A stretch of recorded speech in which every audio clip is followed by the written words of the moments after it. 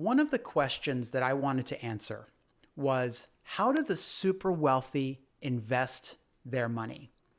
Like you, I bought into the concept that you build wealth slowly over time using tax-advantaged investments like 401ks and IRAs. So I decided to have controversial author Tom Phelan on to talk with me, and he has a very different perspective about investing and some of the strategies that he uses and advised others to use to build wealth faster, retire more securely, and live an even better life. So we explore the investment strategies of the super wealthy in this episode of the LifeWorks podcast. I hope you enjoy it.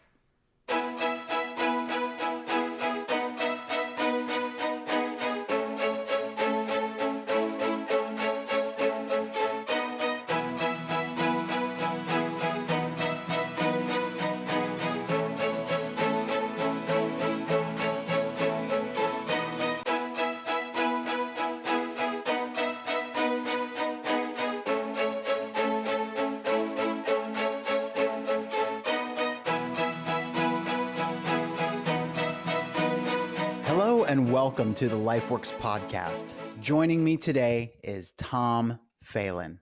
Tom, thank you so much for being with me today. You're welcome. I'm glad to be here.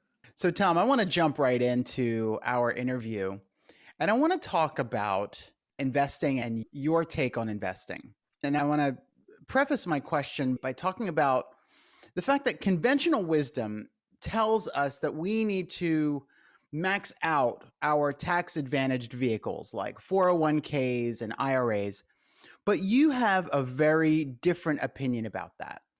Why is that conventional wisdom wrong? And why are tens of millions of people, and last I checked, it was about 43% of the workforce, why are they gambling their money away in 401ks and IRAs? Well, Mark, first I would say, thanks for being on your show. I hope I can impart some knowledge on some of my experiences. First of all, I would say the major reason is people just don't know. An alternative has not been brought to them. And secondly, I think tax advantages and the gambling aspect of investing in a 401k through Wall Street products or an IRA with Wall Street products should be separated because they really are two different animals. Now, traditionally, when you talk about tax advantage, the financial advisor Wall Street has had a mantra for many decades that don't pay taxes now when maybe you're in a higher income tax bracket. Pay when you retire. It'll be lower. I wonder how many of the 45 million IRA holders or 30 million 401k holders have ever stopped, taken a deep breath, and said, I wonder how true that is. How much lower? Or how could I predict it? Well, number one, you can't predict it. But if you were to look backwards 100 years, you would find historic federal income tax rate has been 55%. A lot of people don't realize it was 90% right after World War II. It was 50% under Reagan. He brought it down, but it was still 50%. So with Trump's cut, it hasn't been lower in a long time. One of the component is the national debt. When Clinton took office, he ran up in a positive sense about a $300 billion surplus. When Bush Jr. took over, he had a $300 billion surplus. And I'm not here to applaud Bush or Clinton or disparage either one of them. I'm just saying that's a financial fact. Under Trump, and he had some trying times and some things that maybe he couldn't control. But during his run, the national debt now is above 25 trillion.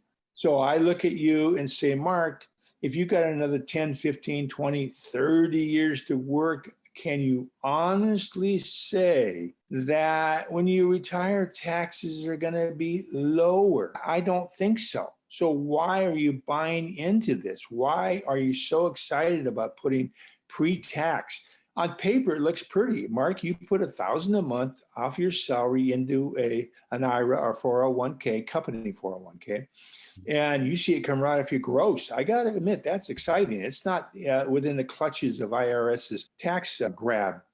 Sure. However, what are you going to pay later on? if you take Jim and Joe, twin brothers, and they both started a job at age 25 and they retired at age 65, and Joe has a traditional IRA and his brother has a Roth IRA, and then the brother with the traditional IRA pays up tax based on a very modest tax rate, they're both going to have contributed to Uncle Sam the same amount.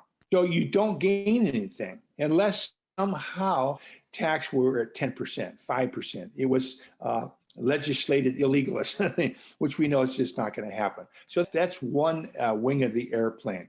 Why all of these people putting their hard-earned money away have just taken it as gospel truth that it will be cheaper in the future. Because how many people would put money into an IRA or 401k if the employer or Uncle Sam says, I got you.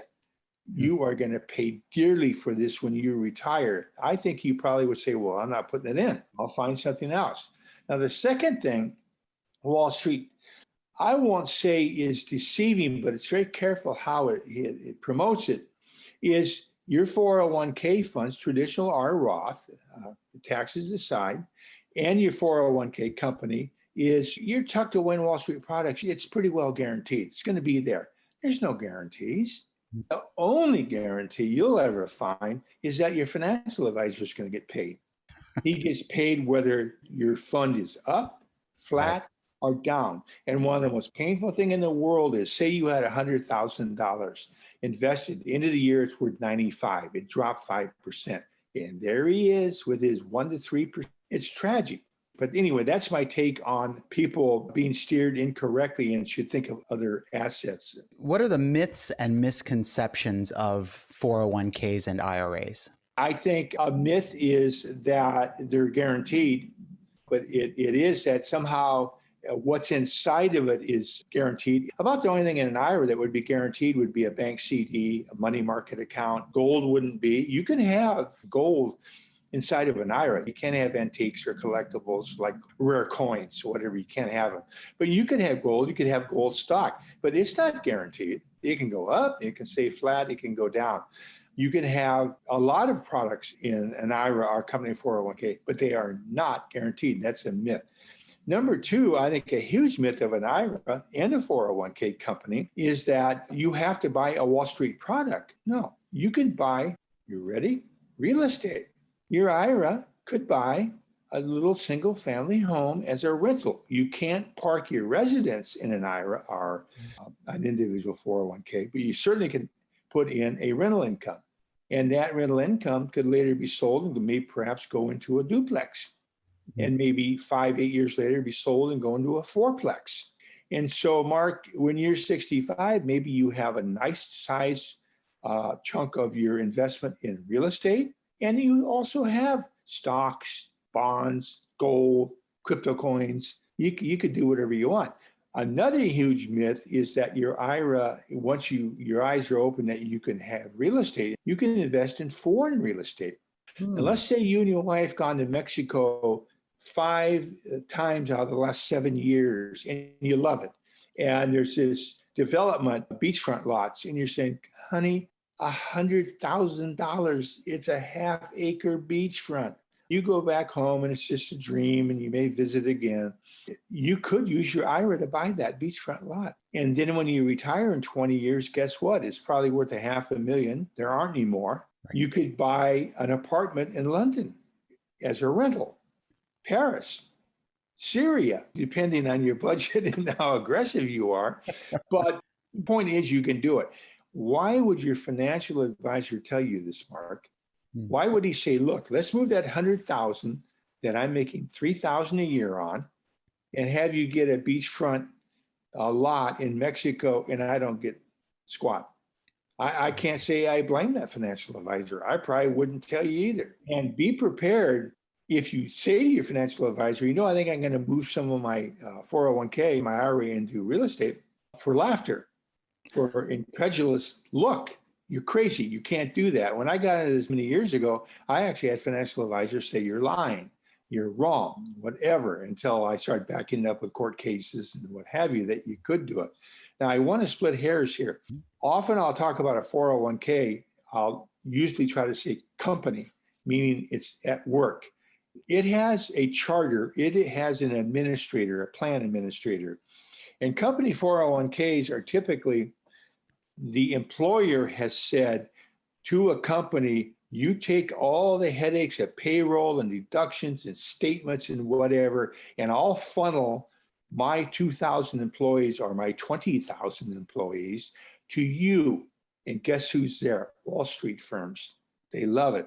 Well, by charter, you can't say, go to your plan administrator, you want to hear laughter, and say, oh, I found this beachfront lot. I have 300 grand in my company 401k. I want to move 100 over. They'll laugh you out of the room.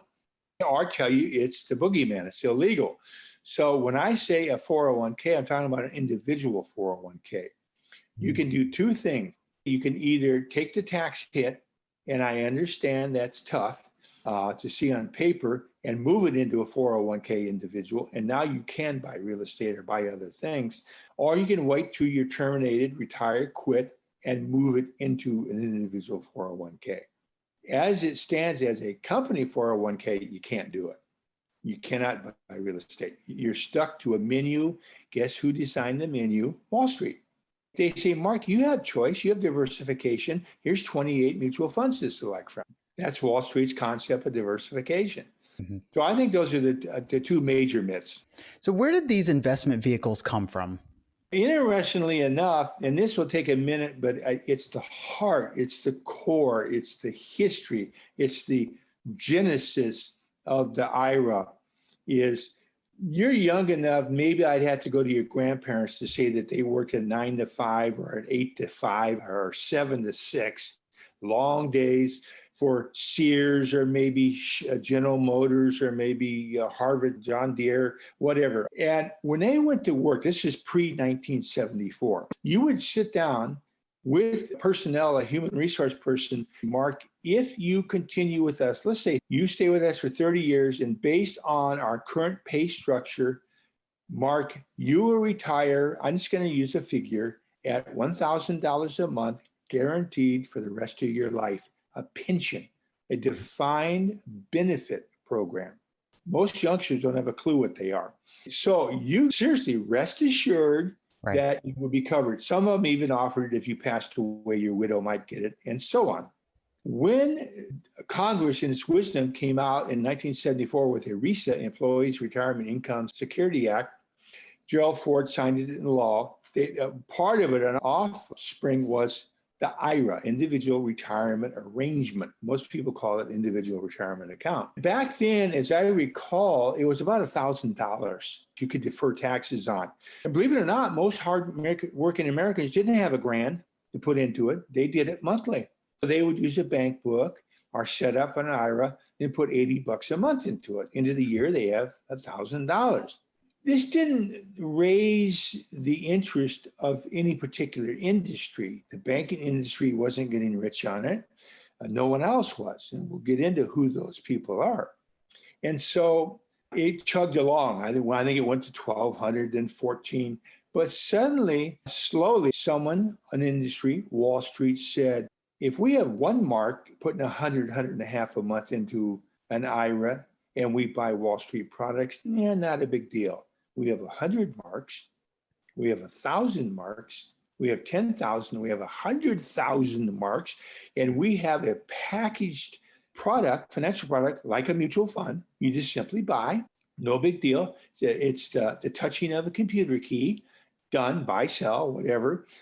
There could be something to that. Well, today, and I'll say it again, in IRAs, 45 million IRAs in America, there's $11 trillion with a T. Trillion. How would you like to be earning 1% to 3% fees on that? Staggering. And it is. Wall Street dominates 95% of those $11 trillion.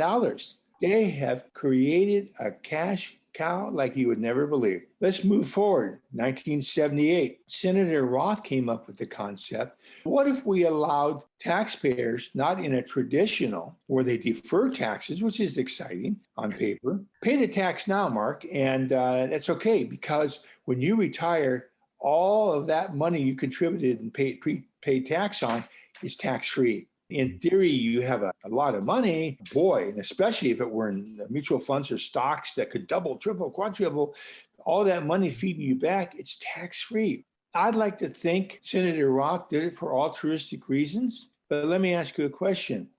If I suddenly switched billions going into traditional IRAs, no taxes yet, IRS had to wait into Roth IRAs where IRS was getting its due now. Would that be attractive to Congress? I think so. Yeah. And Roth still, I don't know the statistics, I haven't looked lately, but a Roth IRA still trails pretty far behind a traditional IRA. Most people are still doing traditional. And they certainly don't want to take $50, $100, $200,000 and take the tax hit and go into a Roth. I don't suggest they do that, but they might check with a CPA and say, but what if I didn't take 100 and move it over, maybe have tax creep where I suddenly jump into a higher tax bracket? What if I did 33,000 3 years in a row? That might make sense. And in 3 years, the pain's not quite as bad, and you moved it all over into, it'll be non-taxable in the future. And let me tell you, Congress is going to rue that day if a lot of people start doing that, because they have no cookie jar in the future. It's empty. They're spending it now. The 401k also evolved out of ERISA. And the 401k, as we know it, was some, I say fat cats, rich executives at Eastman Kodak, who convinced some congressmen, women friends, to enact something to allow them to park money into a 401k company, and it would be tax deferred. And what they would do is buy stock with it, their own company, maybe speculative stock, whatever. And their theory was, I can afford to lose this, but if I make money, I don't pay till I retire, and my big salary and my bonuses don't apply anymore. I'm in a much lower tax bracket. That makes sense to me. So they got it enacted, and it was really for the wealthy. It didn't help the working stiff. Well, lo and behold, 2 years later, about 1980, a gentleman named Ted Beena, B-E-E-N-A, fascinating. He was a retirement consultant specialist, many degrees, licenses, and he got through Congress the 401k as we know it for the working stiff, where he or she could put aside money. Matching funds and things like that all came about later. And so the average person at work could start taking the money pre-tax, which again looks incredibly appetizing until the bill comes later. Now, a lot of people don't know, in 2018, Congress debated, didn't pass, didn't bring up for a vote, but debated heavily on should we lower company 401k contributions. Currently at $18,000 a year, they want to cut it to $12,000.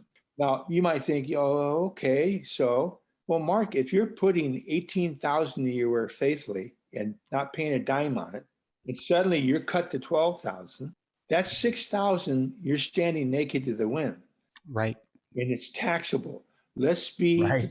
25%. Well, that's still $1,500 they pick up times tens of millions of contributors. They were doing it for taxation. Right. So will they pinch it in the future? I don't know. But I certainly wouldn't sit back confidently and not think they would. I am not saying that Congress will change laws that renege on what they've promised, tax-free with a Roth, but can they change the contributions? Are things over the years? Absolutely. And so to me, those are some of the biggest myths that exist. Again, it goes back to taxation and what you can invest in and what you can do with it. And I'd like to add one other category. We won't spend time on this, but I recently got very intrigued with 403Bs, 457s. They're primarily municipal school district retirement programs, and they're like the 401k in many respects. Yes. But did you know a teacher 403B can only invest in two categories: annuities, insurance industry, and Wall Street products. Wall Street, you can't invest in real estate. Isn't that interesting? So, what are investment vehicles available to high net worth individuals that may be unknown to the average person? I would say one right away, and we'll talk about this maybe in a later episode, is 1031 exchanging, where you defer taxes And one of the biggest myths about 1031 exchanging is, I hear it from realtors all the time. Yeah, you're putting it off, paying taxes on profits, moving an investment property into another investment property. But Uncle Sam, he'll get you eventually. You got to pay someday. No, you don't. All you have to do is meet one requirement: die. Mark, I think you're going to meet that requirement. Think so. You could have done 25 1031 exchanges going from $100,000 to a $10 million office building. And when you die, your heirs inherit on a stepped up basis. So voila, it's the only case I know of beating Uncle Sam. Would you pay taxes on income in the meantime, though? Yeah, it doesn't shield income tax, but a real estate rental income, you have a couple of things. If you're leveraging, you have mortgage, you write off, and unlike your residence, you have depreciation. So it's pretty favorable. Maybe sometime we'll go into that, and maybe we'll use a few illustrations of 1031 exchanging, but those are pretty powerful. Now, in an IRA, if it owns real estate, of course the income is taxable unless it's a Roth, and you cannot depreciate in an IRA, a rental income property. You lose that ability. Now, that can play a pretty big part, maybe not. And that all depends on depreciation, as you know. Or do you have a huge office building where 10 million sitting on a postage stamp sized lot, which is only worth 1 million, so you can depreciate the 90%? Or do you have 1,000 acres with a little ranch home on it where the land is non-depreciable, comprises 90%, and what's depreciable is only 10%? The second one you asked that I'm well acquainted with, and so obvious, and it actually is the way to eliminate future taxes and risk, double whammy, is LIRP. LIRP is the Life Insurance Retirement Program. And LIRP, if structured properly, allows you to take a whole life policy, use the cash value increases every year to buy options, say the S&P 500. You don't buy the options, and there's a reason for that. Your insurance company, by contract with you, buys the options with your cash value. Very important. So at the end of the year, they take a look. Is the S&P up like this last closing? Oh, yeah. Well, you exercise your options. Right. Is it flat? You don't. Is it down? You don't. So if you had S&P was down 30 points at the end of the year, Mark, you wouldn't exercise the option. Now you're out the option money, but voila, you have no losses. I have a chart, red line, blue line, which shows one that uses LIRP and one that doesn't. And it performs about 2 times better than the one that is not buying options through the insurance company. Now, the reason an insurance company buys the option for you, by the way, you can go out and do this yourself without using LIRP, but it doesn't have the same benefits. If you use LIRP, it is considered, can be considered tax-free money. Obviously, if you die, okay, the insurance face amount is paid. And if you take it out at retirement, it's tax-free. Huge. That is huge. Tell me the wealthy don't do this. They do. They have huge insurance policies. I often hear, well, rich don't need it. They have it. Rich have annuities. They have all kinds of things because they want to be well protected, well covered. And then another thing that the wealthy know about is something called living benefits. Living benefits is the single biggest beneficial change for you, the insured, the policyholder, in 150 years in the industry.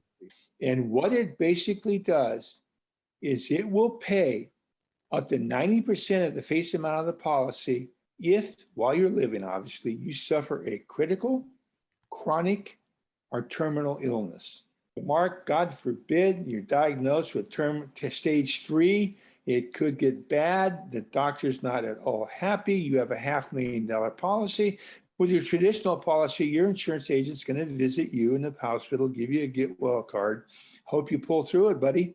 And in 6 months, if you hang in there, you have waiver of premium. We'll make your premium payments. Oh, hurrah.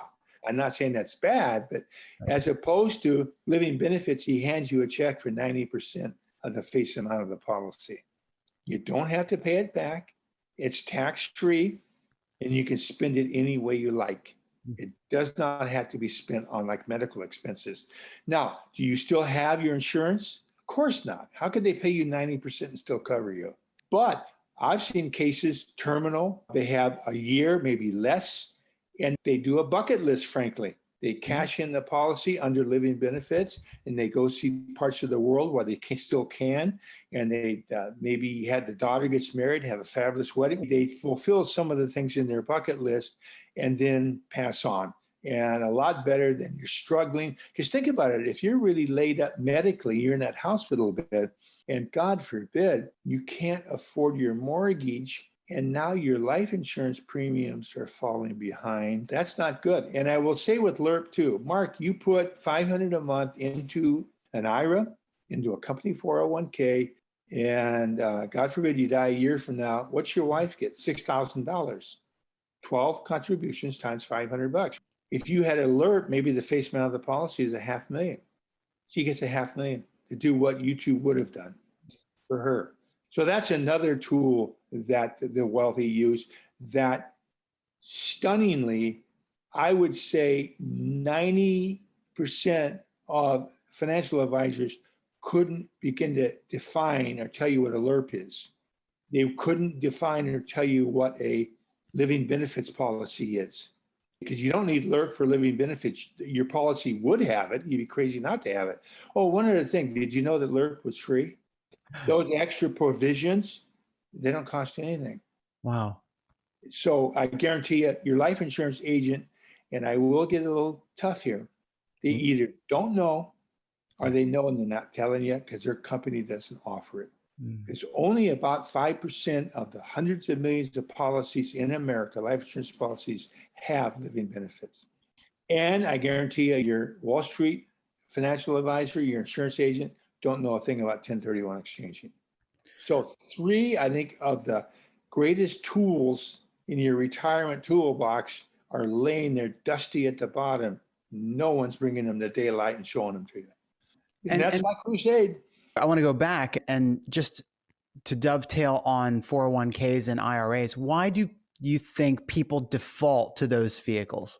It's the only thing they know. When they can save discretionary, otherwise maybe they have a pattern, get a new job, get a raise, and you and the wife sit down and say, honey, we can put $250 of that away. Maybe you have a car payment in. Honey, we got $250 that we could actually put in savings. And then you hear Suze Orman or David Ramsey or someone extol the virtue of having them. That and you say, well, wait a minute. If I put that $250 into a traditional IRA, traditional 401k, gosh, I don't pay any tax on it. So I'm basically gaining on this. And it's a very attractive sell. And I would say that is why. Now, 401k company is a little different. Typically, if you're at a company, you just started 30 days, 90 days later, they sit down for a review. And Mark, happy to announce that you now qualify for our group insurance, which is terrific. And maybe the company picnic and also retirement. And I have this tremendous plan. It's with Fidelity or Trifas, and we administer it for you. All you got to do is tell me what you want taken out a month. And bingo, it's easy. Candidly, Mark, you can be an investment warrior who sits on the couch and does very little. You literally abdicate it to someone else to worry about your future. And God love plan administrators, but most of them aren't financial advisors. They're plan administrators. They don't know squat. And guess what? If you went to them and said, I'm really thinking about a gold index fund or maybe a gold stock versus the actual metal, what do you think? You know what they're going to say? We can't provide you investment information. We're prohibited. And so there goes any real value there. The employer, you can see why the employer likes this, because the employer doesn't have to do any of the paperwork. And I missed a huge facet of this. And the employer doesn't have to contribute a dime towards you. In the old days with your grandparents, they did every month. And you hear about it today. In fact, it went through Congress, I believe, with the last stimulus bill of catching up our funding underfunded retirement programs. You had huge Exactly. corporations that didn't put in billions, waited for a better year. Congress let Exactly. them slide by not passing more draconian punishment. And now suddenly, I don't know how much it is, but it's tens of billions. 86 billion. Right. We are paying because Sally or Sam's company didn't fund it. Going back to your grandparents, when they did fund it, picture this, Mark. Your grandparents worked at a company that had 5,000 employees. So they have a fair amount of money accumulating. Do you think the company they worked for invested it directly? Some might have invested some of it, but they were held responsible to pay when he retired or pay your grandparents. So what did the companies do? And this is so important. They passed the buck and the treasure chest of accumulated pension funds to who? Not to Wall Street, to insurance companies. Hmm. And the insurance companies annuitized it. And that's how your grandparents had a guaranteed lifetime for a given amount income, all neatly tucked away. It's how it should be in a sense. I'm not a big annuity fan, but I sure am a fan that it will be there. Even the wealthy do that. Believe me, they buy $1 million annuity, they chuck it away like a piece on Monopoly, and they forget about it. But anyway, that's a couple of things I think why people are automatically steered. Why do you think people don't know about these other investment options or approaches? I don't want to say they're exotic, but they're not in an income bracket to where the worth of your financial advisor and CPA is they better know the darlings that have come down are going to be phased out. For example, you're making $10 million a year and you had a financial advisor or even someone wealth management for you. And let me tell you, they probably would have been presenting to you windmills, energy from windmills, incredible rapid appreciation. Mhm. Unfortunately, companies, because they don't know any better or don't care, certainly the management, not the owners, CEOs, I guarantee you have wealth managers. Right. They're not going to have a presentation for the employees by someone to talk about LIRP, to talk about 1031 exchanging, to talk about living benefits. They're going to talk about Dreyfus Fund, Fidelity. They're going to do the same old. Yeah. And so you hear it enough, you believe it. And then I think by human nature, we are couch potatoes. All of us have some element. And it's so much easier to sit back. Yeah. I have a cutout of Wall Street, an article, this has got to be 15 years ago, where the economy tanked, Wall Street included. And someone wrote in, and this was a column in Wall Street, on my statement, I get sick. I want to kill myself when I open my statements. Hmm. Oh, they've plunged, they plummeted. It's terrible, terrifying. And Wall Street's advice was, don't open them. Don't open them. It's in print. Put this statement in a drawer, close it, and someday when you open it, there'll be some good ones in there. I can't totally deny that unless you Right. bought, what was it, Enron or something? Right. You're toast. It went bankrupt. You're gone. Yeah. But you have pharmaceutical, probably like real estate in 20 or 30 years, it will have gone up. Mhm. You'll have more than you put in. And I do agree with Wall Street, stay the course, hang in for the long haul. However, don't close the door on LIRP or 1031 exchanging as a means, real estate. Don't. Yeah. And you know what a lot of people do, as well as I do, is they start making money. This is very typical of a movie star or sports celebrity, and they get into breeding zebras in Bolivia or something like that. And it ends up being challenged by the IRS, disqualified, and they put a ton of money. I can't tell you the times Woody Allen and Elvis Presley put millions into this bogus stuff, but they had an excess of income. You mentioned Dave Ramsey earlier, just a few minutes ago, and he's been a very effective advocate for a lot of people and has helped a lot of people. What do you think of him, the kind of advice he gives and things like that? I think Suze Orman's the same way. I can't say it's a bad thing. You have a child, get married, 23 years old, let's say, both have careers, and you sit down and maybe you talk to them. I know it's you guys, if you got 3 credit cards, you've got them maxed. Let's pay those down now that you're starting your full-time jobs. Don't use them as much. Do you really need that Land Rover? $900 payments. I'm serious. You have a heart-to-heart talk, okay? Sure. Ramsey and Orman are big advocates of that. Cash, I am a big advocate. Have 6 months of reserves. So if you're nuts, $3,000 a month, have 18, 20 grand put away minimum. However, when you get beyond that and they want to almost bring you to the gatekeeper of a 401k company or an IRA and not say your homework must include 1031 exchanging, understand it, real estate, rental real estate, investment real estate, a LIRP, a policy with living benefits to protect yourself. Orman and Ramsey, I quote him in one of my books, both think whole life is for a fool. Only a fool would not, a non-fool would buy term insurance, which you should. That's savvy. That's smart. Let me tell you something. It's rare I'll bring it up, but I think it's absolutely appropriate. I have a large term policy. I bought into that, and yeah, I'll get whole life again someday.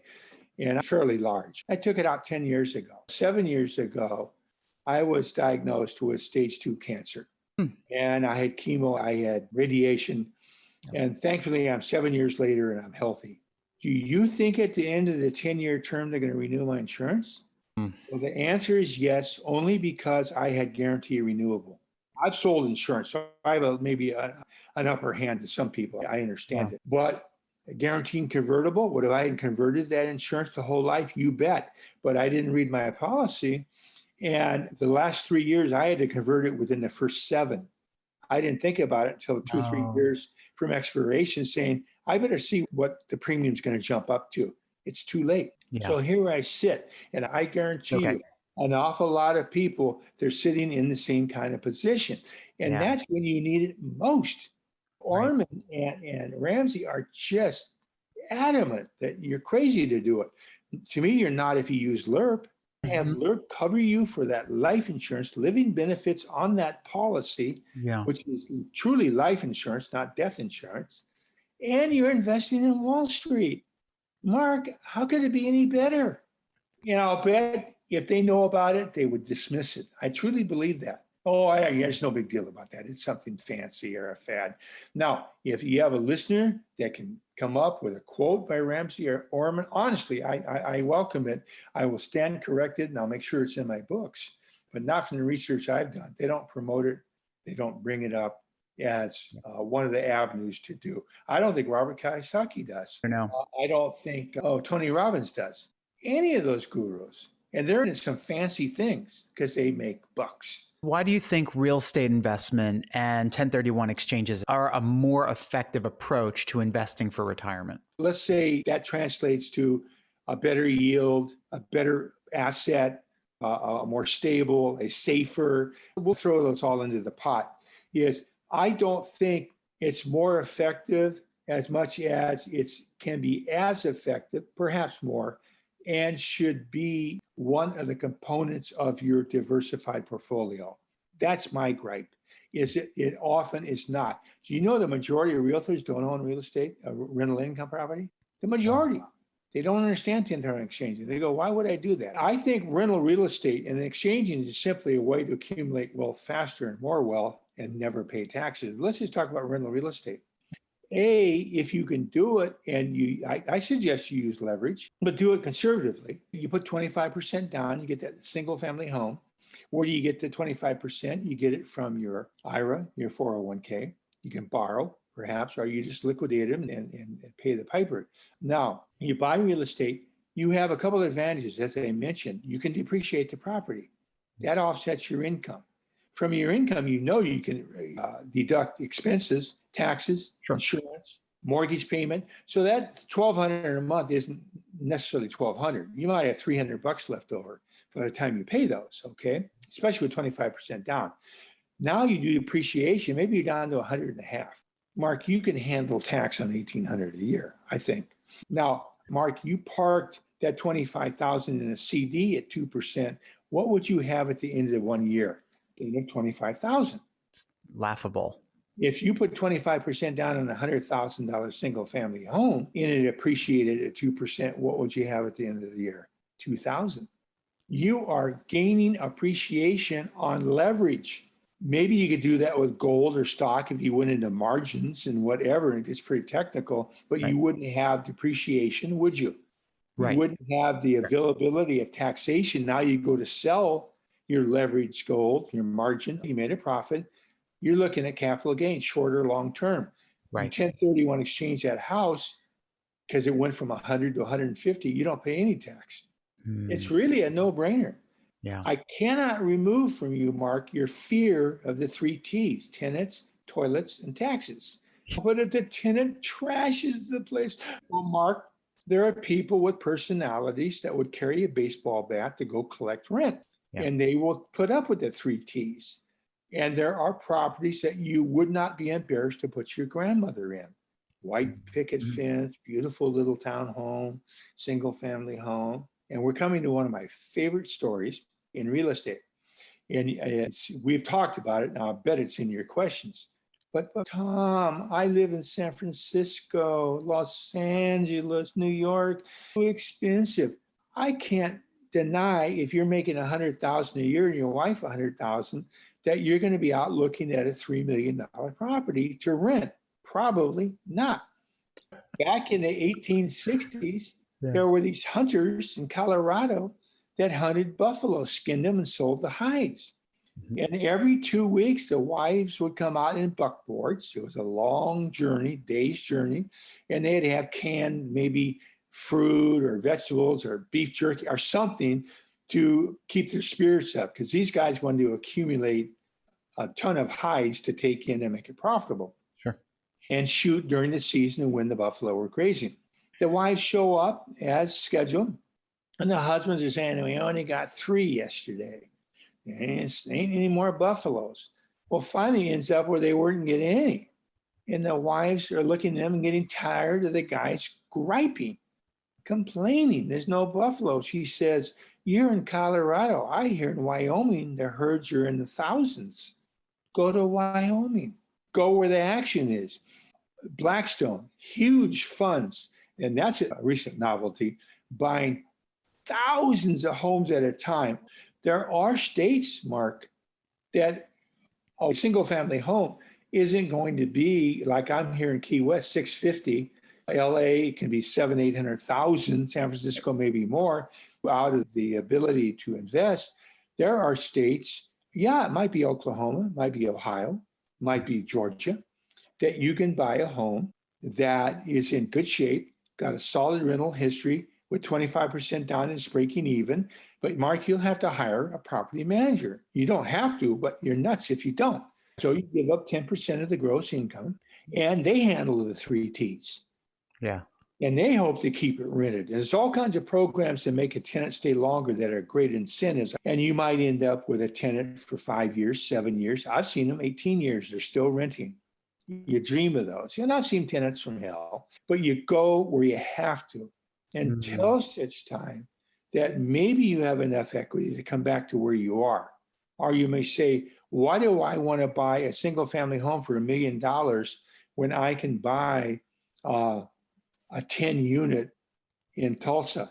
Nice brick building, clean, got good history. I can buy it, and the cash flow is $6,000 a month as opposed to $4,000. So, bottom line, if you say no, Tom, I live in LA and I'm not going to go anywhere else, it's got to be in LA, then all I can say is, well, Mark, to put 25, 30% down, you're going to have to really pump up your IRA and your 401 or have a side savings account. And maybe it's not for you. That's why a lot of people go for REITs.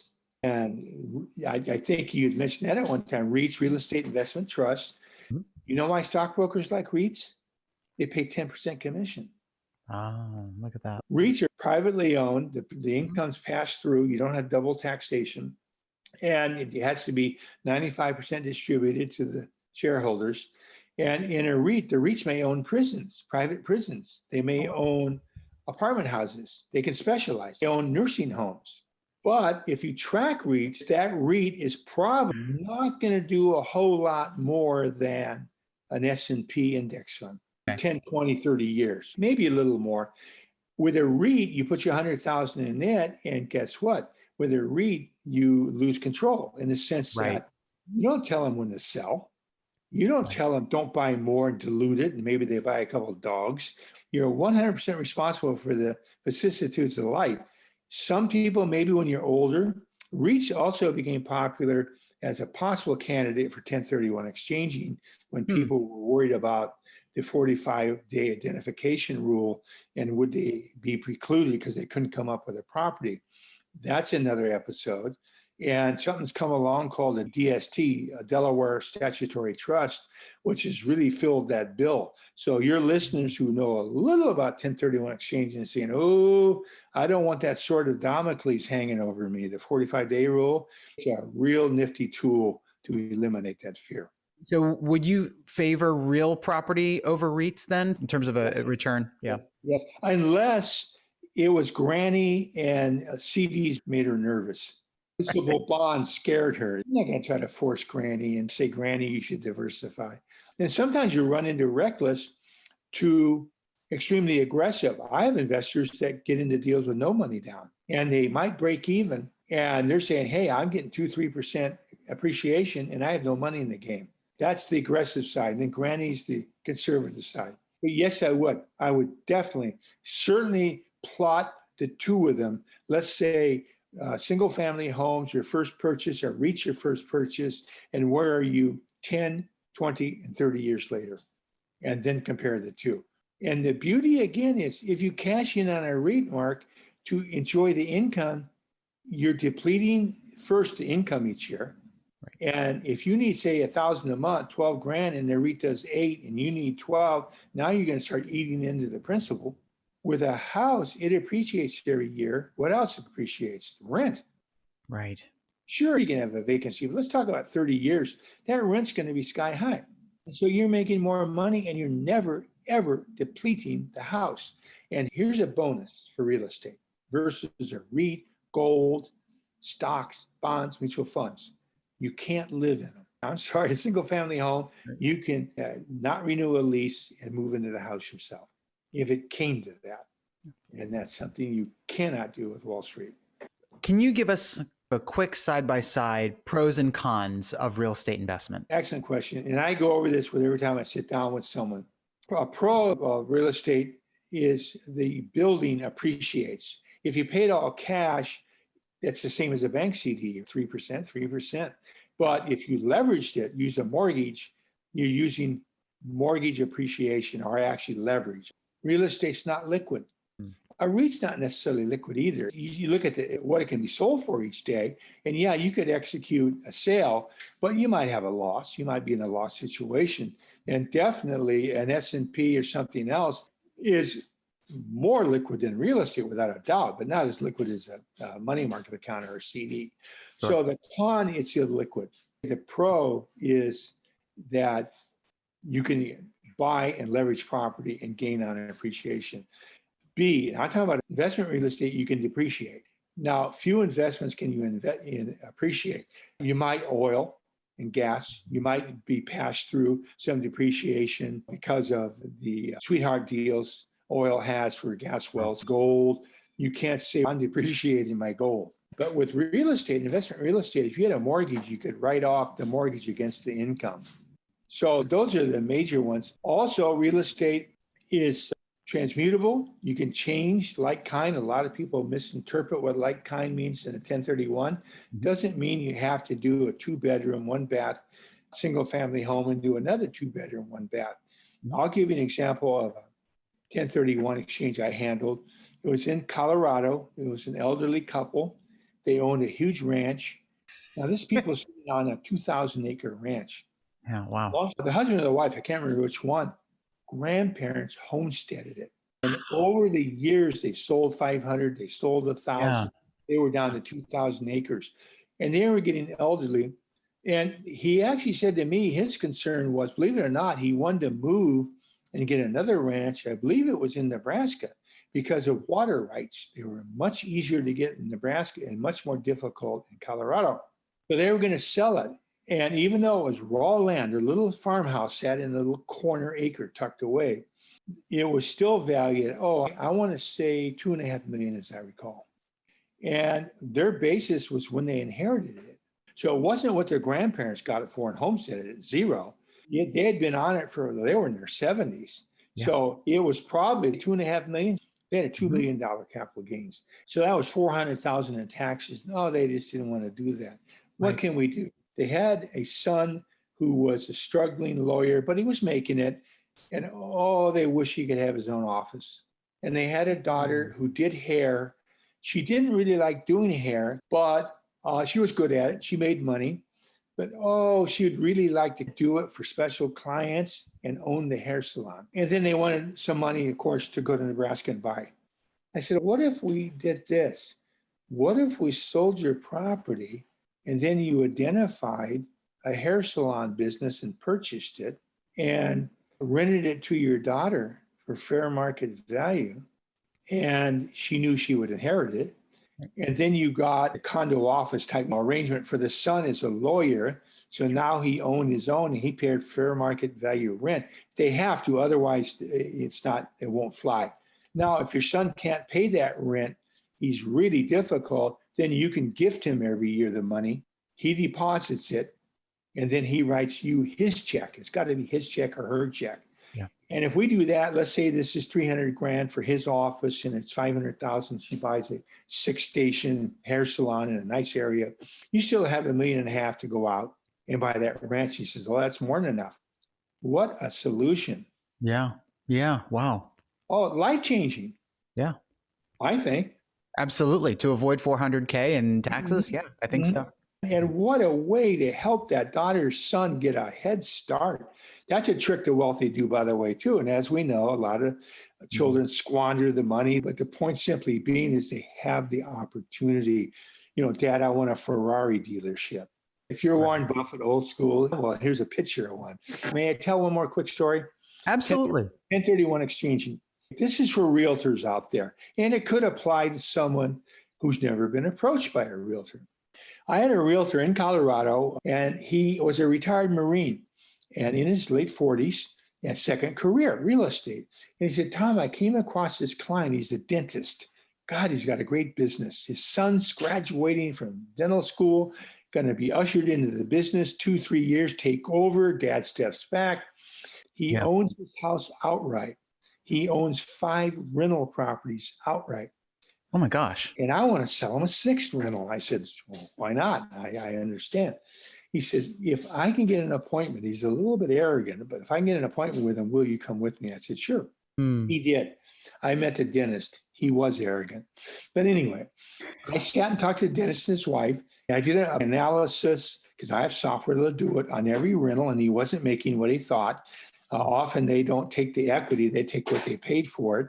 And so he's thinking he's getting 9, he's getting 4. So when that was a little bit of a blast of reality, but still, I said, doctor, I got to compliment you. It's rare I sit down with someone who financially is so sound, diversified. You got a little bit of stock or bonds, this or that. You got your practice, cash flow, you got your properties, you own your home. I said, there's just, everything's there except one thing. And this kind of is gnawing at me. And he goes, well, what's that? I said, well, you're going to make the same mistake for your son that you made. And he, what do you mean mistake? I said, doctor, you rent your office building. Yeah. And he sat back and said, yeah. I said, you could own your building, pass it on to your son. He says, you know something? Wow. Twice in my 30 years there, it was listed. And the realtor came to me, being a smart realtor, go to the tenants, and said, and I didn't have time to sit down and look at the books and crunch the numbers. I said, doctor, you're at a fork in the road.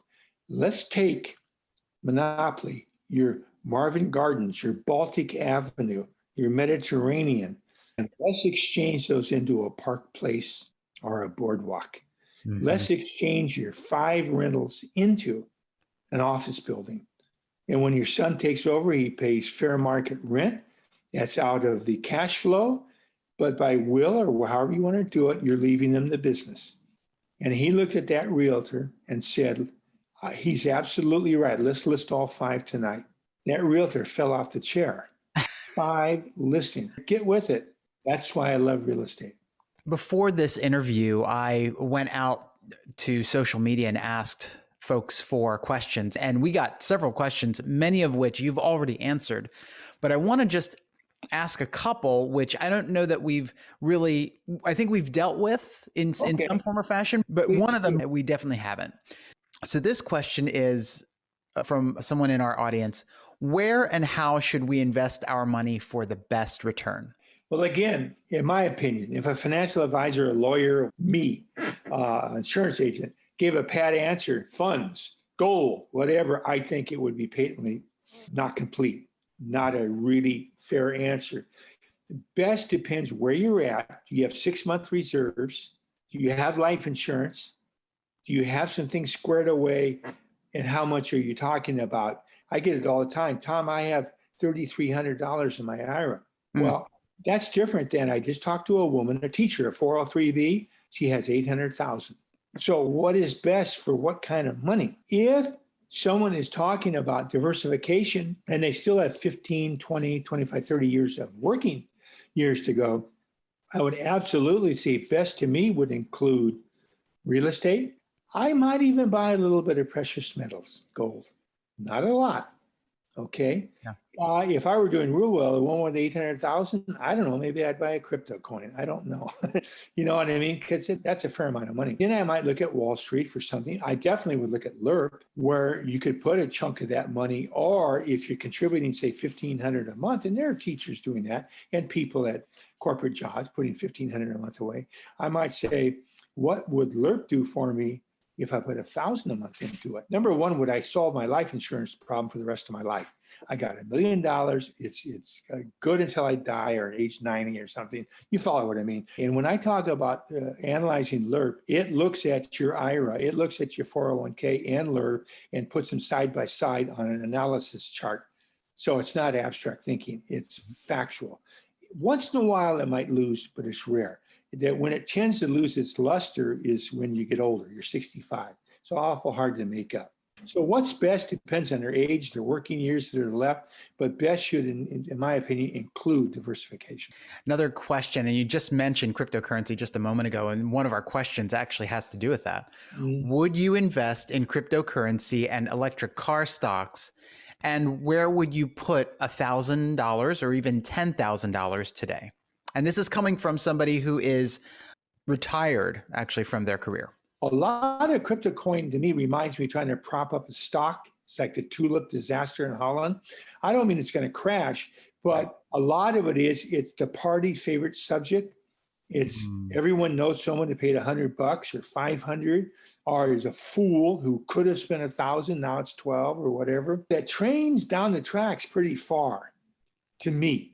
So if you're saying to me, Tom, I just got a job, I'm making $1 million a year, what do you think? So maybe you want to buy 5 coins a year, 60 grand. Part of that might be for maneuverability to buy things without the government sticking its nose into it. But as you know, countries are trying to shut that down pronto, unless they're desperate, like Venezuela or some countries, Argentina, are actually looking at maybe embracing doing cryptocurrency.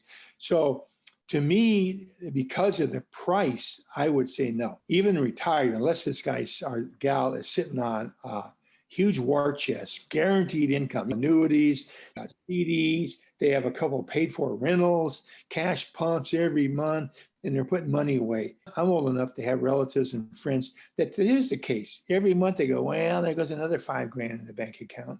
They can't spend it because they have modest lives. They're not out spending all the money. If someone gets down to $1,000, that to me is really throwaway money. If that $1,000 would do you better in case you lost your job and you don't have 6 months reserves, don't fool with it. Tom, this has been just an absolutely illuminating, eye-opening, eye-popping conversation about investments and about investments that people don't really know about. Absolutely need to bring you back for other discussions related to LERP and 1031 exchanges. So this will not be our last episode, but thank you so much. Thank you so much for taking this time with me and my audience and really educating us on some of these other things that aren't really in the mainstream of investments. The way I look at it, it doesn't hurt to know.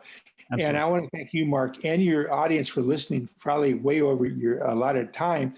And I'm asking them, please, write in, email, support Mark, support me, in the sense that let us know what you thought, the good, the bad, and the ugly. And maybe from that, what you'd like to hear more about, because someone may have a facet of 1031 exchanging or LERP or something else that you and I didn't cover in great detail. How could you? Mark's the captain of the ship, but he'll see if it seems to be applicable, and we will answer those questions. I look forward to future meetings. Likewise, Tom. Thank you so much. Hey guys, thanks for watching. If you enjoyed this video, click the subscribe button to get the latest content and check out these other great clips from the podcast.